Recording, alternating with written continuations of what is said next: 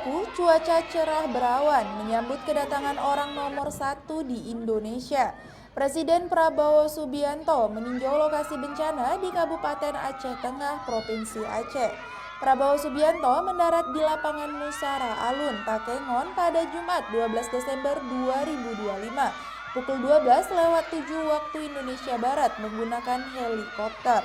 Kedatangannya disambut meriah oleh masyarakat Aceh Tengah dengan teriakan lantang Pak Prabowo, disertai lambaian tangan dengan penuh kegirangan.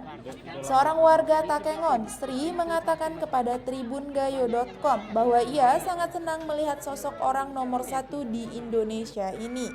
Sri juga mengungkapkan harapannya agar pemerintah segera memperbaiki dan memberikan bantuan secara merata di seluruh wilayah terdampak banjir dan longsor.